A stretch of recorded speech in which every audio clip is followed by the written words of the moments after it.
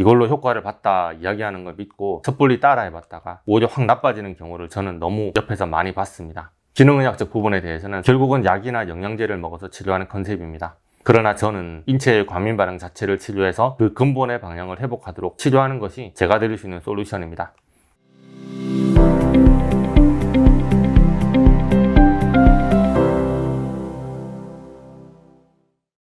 안녕하세요, 명쾌한 최원장입니다. 지난번 트럼프 대통령이 타이레놀이 자폐의 유일한 원인이다, 최고의 원인이다 라고 발표했던 그 내용에 이어서 혁명적인 치료제라고 얘기했던 류코버린, 즉 폴리닉 애시드에 대한 이야기로 넘어가 보도록 하죠. 원래 류코버린은 항암제인 MTX의 해독제로 쓰였던 약입니다. 그런데 왜 류코버린이 자폐 스펙트럼 장애에 도움이 될 수 있다고 하는지 그 원리를 한번 설명해 보겠습니다. 류코버린은 엽산, 비타민 B9의 활성화 형태입니다. 엽산은 세포 성장과 뇌 발달에 필수적인 영양소라서 폐하의 뇌신경계와 척추가 형성되는 임신 초기에 엽산이 부족하다면 폐하에게 신경관 결손이나 심장 기형 등 선천적인 장애를 유발할 수 있고요. 임신 중 태반 조기방류로 인해 유산의 위험이 높아지는 등 아주 치명적인 문제를 야기할 수 있습니다. 그래서 임신 초기에 엽산을 꼭 먹으라고 하잖아요. 그런데 임신 초기에만 엽산이 중요한 게 아닙니다. 연령대를 막론하고 모든 사람에게 필수적으로 중요한데요. 특히나 자폐아의 경우는 혈중 엽산 농도는 정상이거나 낮지 않은데 뇌 내 엽산 농도가 낮은 경우가 있습니다. 그런 경우 뇌신경 발달, 시냅스 기능, 신호 전달 등의 문제가 생겨서 발달 지연뿐만 아니라 언어 지연, 사회성 퇴행, 발작, 지속적인 근육 수축, 운동 실족, 과민성, 정형화된 행동, 수면 문제 등 다양한 신경학적 증상을 보이게 되는 거죠. 뇌척 수액 내의 엽산이 결핍 상태라면 엽산이 뇌로 들어가는 통로인 엽산 수용체 알파에 자가항체가 있는 경우가 있습니다. 엽산 수용체 알파를 면역계가 공격하여 항체가 수용체 통로에 들러붙으니까 엽산이 뇌로 들어가지 못하는 겁니다. 그런데 류코버린, 폴리닉 애시드는 엽산 성분이면서도 불구하고 엽산 수용체 알파를 거치지 않고 우회를 해서 뇌로 들어갈 수가 있습니다. 그래서 엽산 수용체 알파 자가항체의 양성인 경우는 류코버린을 복용한다면 뇌의 엽산 결핍이 해소되면서 언어 능력이나 수용 언어, 표현 언어, 반복 행동 등이 호전될 가능성이 있다고 말하는 것입니다. 이것이 아마도 미국의 트럼프 대통령이 류코버린을 자폐의 해결책이라고 말한 이유일 것입니다. 그렇다면 류코버린을 복용하기 전에 뇌가 엽산 결핍 상태인지 확인을 해봐야 되겠다고 생각할 수 있겠죠. 엽산 수용체 알파 자가항체가 있는지 혈액 검사를 해보면 되겠는데 제가 자폐 진료를 하면서도 이런 자가항체 검사 결과를 가지고 오시는 분을 한 번도 못 봤습니다. 우리나라에서는 아직 이 검사가 도입이 되지 않아서 외국의 검사 기관으로 이 혈액을 보내야 하는 걸로 알고 있습니다. 혹은 뇌척수액과 혈액에 들어있는 활성형 엽산인 MTHF의 농도 차이를 검사해보는 방법도 있는데요. 이 검사도 국내에서 흔하게 하는 검사는 아닌 것 같습니다. 논문에 따르면 자폐 아동의 약 75%에서 엽산 수용체 알파 자가항체가 검출된다고 합니다. 또 다른 연구에 따르면 자폐 아동의 38%에서 뇌 엽산 결핍이 발견되고 그렇게 뇌 엽산 결핍이 있는 아이들 중 83%에게서 엽산 수용체 알파 자가항체가 검출된다고 합니다. 논문에 따라서 숫자 차이는 있습니다만 일반 아동보다 자폐아에게서 엽산 수용체 자가항체 양성이 나오는 비율이 훨씬 높다는 사실을 부인할 수는 없을 것 같습니다. 이 자가항체의 문제로 인한 뇌엽산 결핍의 문제가 자폐와 연관이 많다고 보는 것이 타당해 보입니다. 그래서 이런 경우에 류코버린이 도움이 될 수 있다고 보면 될 것 같습니다. 저는 비타민 B 알러지 환자분들을 정말 많이 만났습니다. 명쾌한 알러지 치료에서 질환을 막론하고 무조건 추천하는 6가지 항목, 코어 6 중에서 5번째 항목이 비타민 B군이잖아요. 제가 비타민 B 알러지 치료만 1만 번은 좋게 해본 것 같은데요. 비타민 B군의 하부 항목에 엽산이 들어있는데 수십 년간 아프던 환자분이 엽산 알러지 치료에 성공한 이후에 정말 드라마틱하게 낫는 것도 많이 봤기 때문에 엽산의 활성화 형태인 류코버린을 사용해보는 것에 크게 반대할 이유는 없습니다.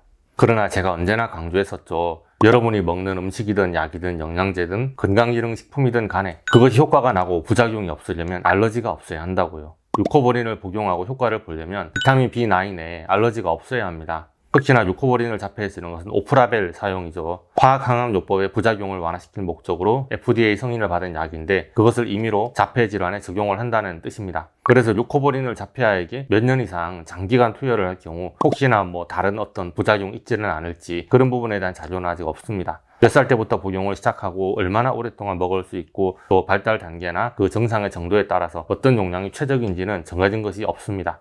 저는 그런 부분은 조금 걱정이 되네요.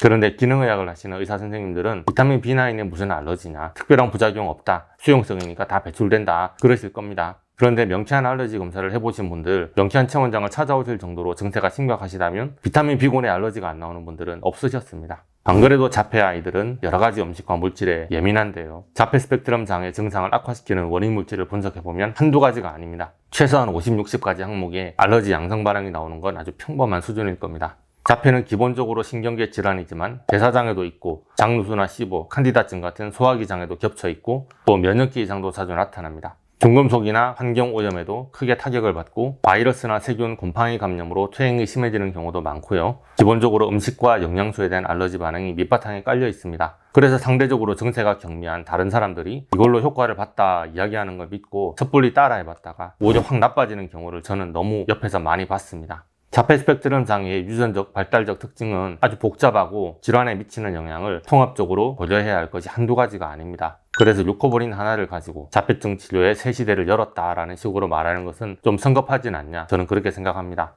자, 이 영상을 찍고 있는데 한 환자분이 질문을 하셔서 내용을 추가해 봅니다. 시중에 활성형 엽산이라고 엽산을 변환시킨 5-MTHF 제품이 판매되고 있거든요. 그래서 폴리닉 애시드, 류코볼인도 활성형 엽산이라고 하니까 혹시 이것이 5-MTHF랑 같은 건지, 서로 다르다면 자폐에는 어떤 것이 더 나은지 질문을 하셨습니다. 제가 열심히 논문을 뒤져봤는데 5-MTHF와 류코볼인 두 물질이 자폐에 미치는 영향을 직접 비교 분석하는 논문은 전혀 없더라고요. 그래서 폴리닉 애시드와 5-MTHF가 몸속에서 어떻게 생화학적인 반응을 일으키는지 그 기전을 생각하면서 추정해 볼 수밖에 없을 것 같습니다. 자, 일단 5-MTHF도 폴리닉 애시드도 비타민 B9이 몸에서 변환돼서 활성화된 상태입니다. 그런데 폴리닉 애시드는 5-MTHF의 전구체이고요. 5-MTHF는 뇌에서 쓰여지는 비타민 B9의 최종 산물입니다. 그런데 5-MTHF는 엽산 수용체 알파를 통과해야 뇌로 들어갈 수 있습니다. 그래서 엽산 수용체 자가항체가 있다면 5-MTHF보다 류코볼인 복용 시에 효과가 더 좋을 것 같다는 것은 오늘 영상을 잘 보셨다면 이해가 되셨을 것입니다. 그렇지만 자폐아가 모두 엽산 수용체 자가항체가 있는 것도 아니고 그렇다고 엽산 수용체 자가항체 검사를 해서 굳이 확인하는 것도 번거롭잖아요. 만약에 엽산 수용체 자가항체가 없다고 가정하면 어떤 것이 자폐에 더 좋을까요? 각각의 장단점이 있는데요. 5-MTHF는 이미 최종 활성화 상태라서 호모시스테인을 메티오닌으로 바꾸는 메틸화 과정에 직접 관여할 수 있기 때문에 빠르게 효과를 볼 가능성은 높아 보입니다. 그러나 저는 이 경우에도 류코볼인이 좀 더 안전성이 높다고 봅니다. 저는 최종 산물을 덜컥 먹는 것보다는 일단 전구체를 복용해서 뇌 안으로 들어간 후에 뇌에 필요한 양만큼 몸에서 최종 산물로 적당히 전환되도록 하는 것이 맞다고 생각합니다.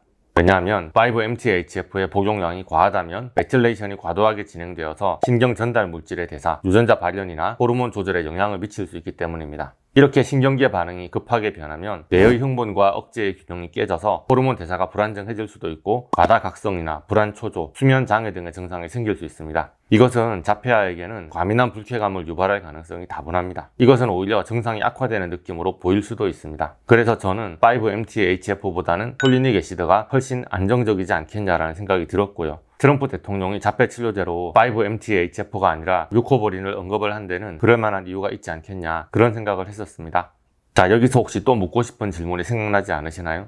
MTHFR 유전자 변이가 있고 엽산 수용체 자가항체까지 양성이 나오면 어떻게 될까요? 갑자기 MTHFR 유전자 변이 이야기가 튀어나오는데요. MTHFR이란 비타민 B9을 5-MTHF로 변환을 시키는 환원 효소를 이야기합니다. MTHFR 효소를 만드는 유전자의 변이가 있으면 효소의 생성이 잘 안 되니까 5-MTHF로 변환이 잘 안 되어서 엽산을 아무리 먹더라도 체내에서 변환이 안 되니까 활용이 잘 안 돼서 기능 저하 증상이 생기게 됩니다. 그래서 이렇게 MTHFR 유전자 검사에서 변이가 있다고 나오면 일반적인 엽산 말고 활성형 엽산, 엽산의 최종 산물인 5-MTHF를 복용하라고 하는 것입니다.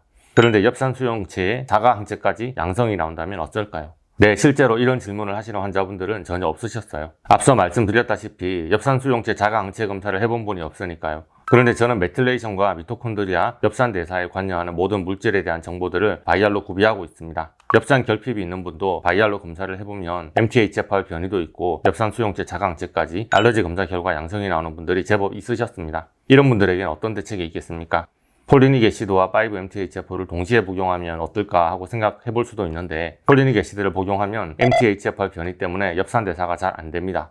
어차피 폴리닉 애시드가 뇌로 우회를 해서 들어간다고 해도 5-MTHF로 최종 활성화 형태로 변형되는 과정을 거쳐야 되는 건 마찬가지니까요. 그렇다고 MTHF를 먹으면 엽산 수용체 알파에 자강체가 있으니 그 통로를 통하여 뇌로 잘 들어가지를 못합니다. 그래서 이런 분들은 뭘 먹어도 효과는 없고 부작용만 나기가 쉽습니다.